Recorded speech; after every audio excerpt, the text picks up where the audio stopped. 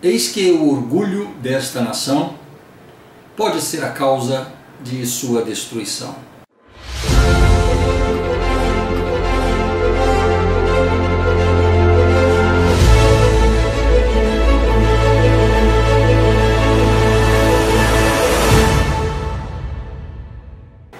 No Conselho dos Céus, em nosso estado pré-mortal, foi o orgulho que derrubou Lúcifer, o filho da manhã. Foi este orgulho que fez com que ele fosse expulso da presença de Deus. No fim deste mundo, essa terra será purificada pelo fogo.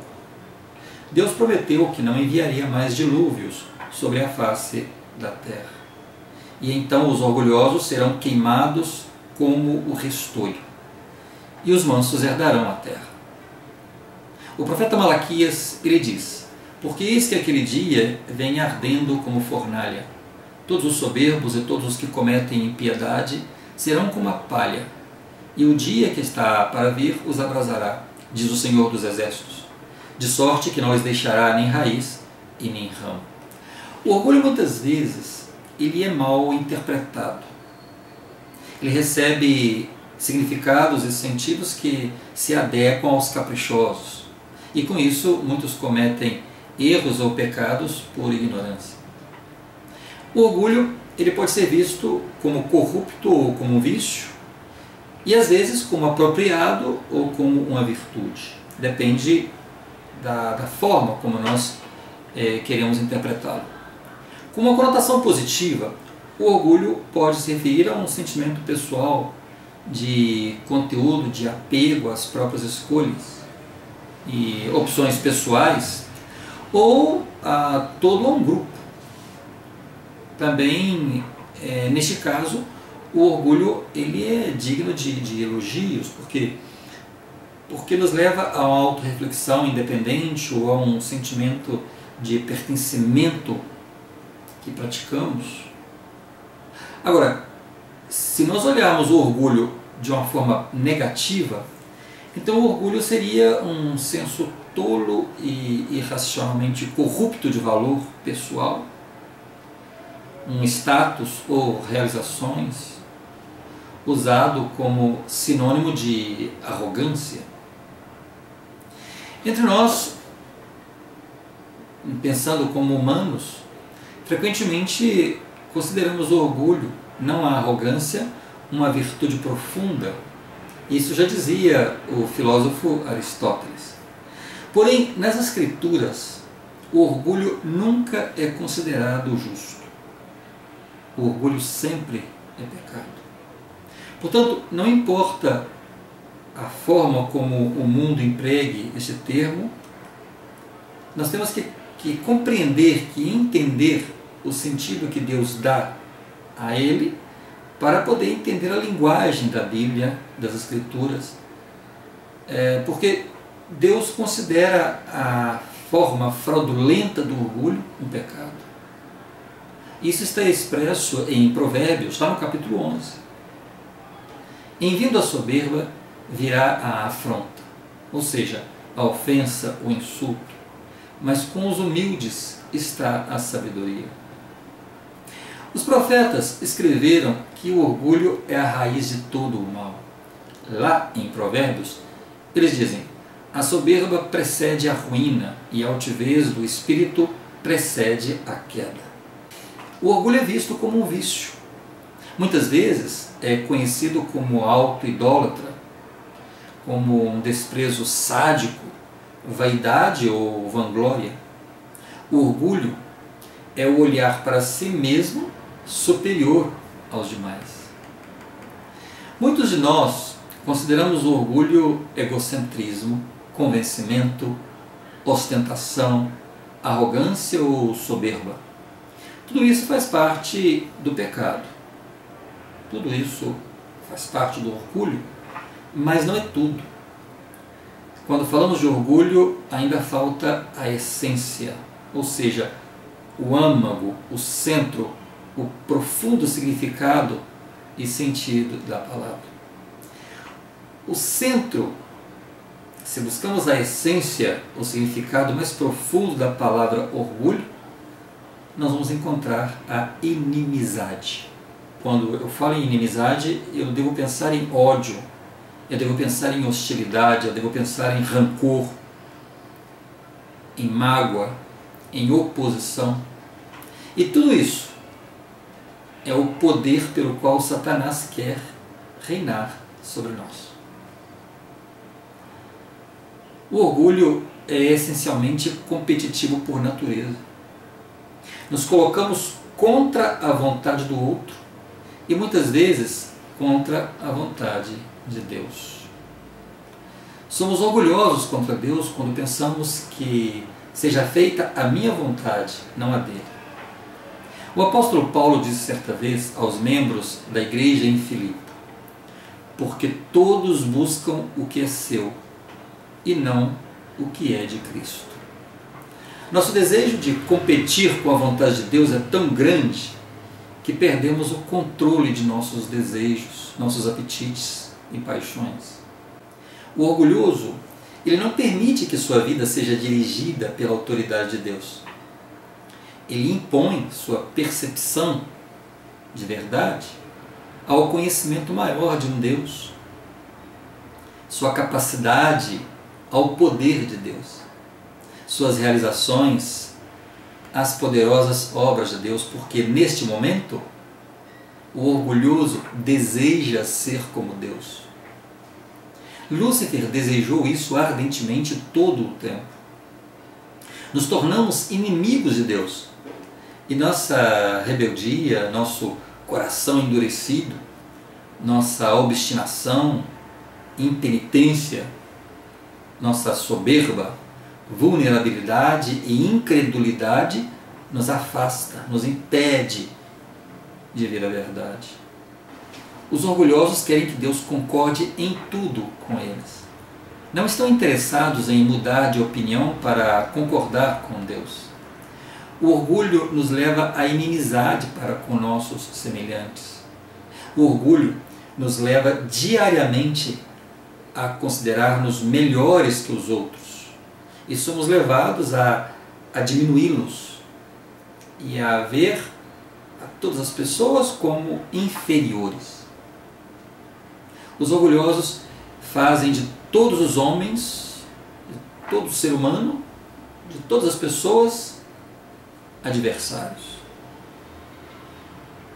E lançam todo o seu intelecto, suas opiniões, suas obras, posses, talentos, dons, poderes ou qualquer outro mecanismo de medida contra seus semelhantes, que passam neste momento a ser rivais.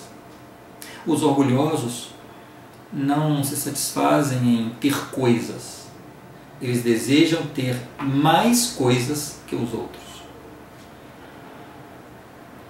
É a comparação que nos torna orgulhosos, o prazer de sentir-se acima dos outros. É da natureza do homem competir, é da nossa natureza competir. Em nosso estado pré-terreno, Lúcifer se apresentou diante de Deus e propôs um plano. O seu desejo era ser honrado, era ser adorado, era estar acima de todos os outros. O seu desejo era ter o poder de Deus, era ocupar o trono de Deus, era ser o Deus. E por isso ele foi precipitado à terra com o castigo eterno de nunca obter um corpo. Lá em Apocalipse nós lemos: e foi precipitado o grande dragão, a antiga serpente chamada o diabo e Satanás, que engana todo o mundo. Ele foi precipitado na terra e os seus anjos foram lançados com ele. O orgulho trouxe inúmeras e graves consequências ao mundo no passado, a pessoas, grupos e nações. Como vimos anteriormente, a soberba precede a ruína. E essa ruína veio a nações, a pessoas, a grupos, a sociedades.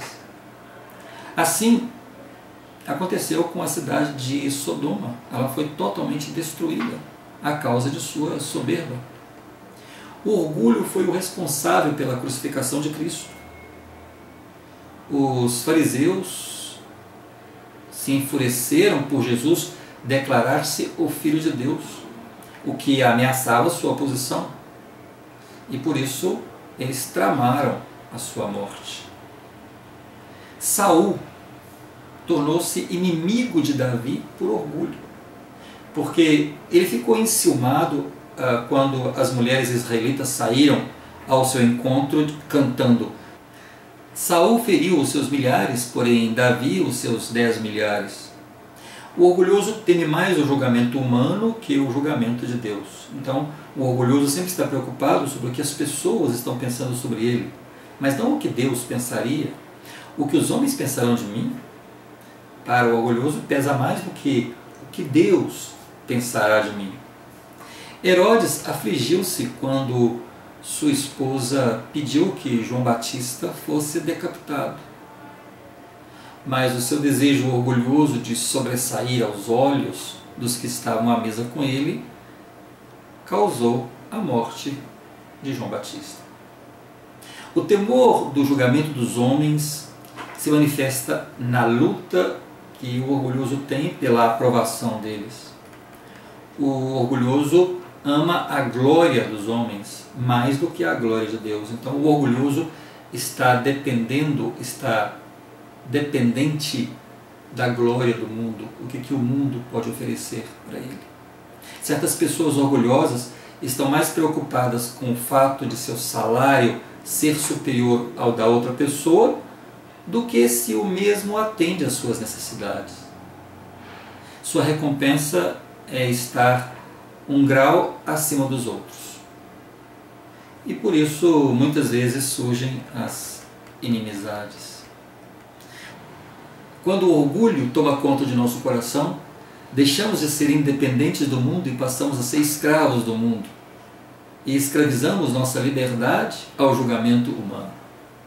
O mundo brada mais alto que a nossa consciência. Nós passamos a não ouvir a nossa consciência. Nós sabemos que quando nós ouvimos nossa consciência, nós erramos menos, ou nunca erramos. Mas nós passamos a não ouvir mais a nossa consciência. O raciocínio humano prevalece sobre o que sabemos ser o certo, e o orgulhoso se entrega à vaidade que o mundo lhe oferece. O orgulho é o pecado que vemos facilmente nos outros, mas raramente reconhecemos em nós mesmos. Quase todos nós consideramos o orgulho como um pecado de pessoas famosas, eminentes, como os ricos, os instruídos, olhando de cima para o resto de nós, como se eles estivessem. Existe, porém, um mal muito mais comum entre nós, que é o orgulho dos que estão de baixo e que olham para cima. Então, neste caso, este orgulho ele se manifesta de inúmeras maneiras, como críticas, maledicência, difamação, resmungos, o viver acima das posses, a inveja, a cobiça, ser ingrato e recusar o louvor capaz de edificar uma pessoa e mostrar-se insensível e invejoso. Então, porque o outro tem mais posses, porque o outro tem mais instrução, então eu começo a pensar em criticá-lo, em diminuí-lo, em achar que ele não merece estar ali. O orgulhoso é desobediente porque a desobediência é basicamente o orgulhoso desafio a alguma autoridade superior. A pessoa orgulhosa detesta o fato de que alguém esteja acima dela, achando que isso a rebaixa. O egoísmo é um dos aspectos mais comuns do orgulho. O orgulhoso pensa, como isso me afeta? Então isso passa a ser o centro de tudo o que importa. Como isto me afeta? Então, presunção, autocomiseração, autorrealização mundana, satisfação própria e egoísmo. O orgulho resulta em combinações secretas, aquelas destinadas a obter poder proveito e glória do mundo. As decisões são tomadas à noite, em ambientes escuros, nas sombras, longe do conhecimento dos outros, para benefício próprio. Então, o orgulhoso não gosta de transparências.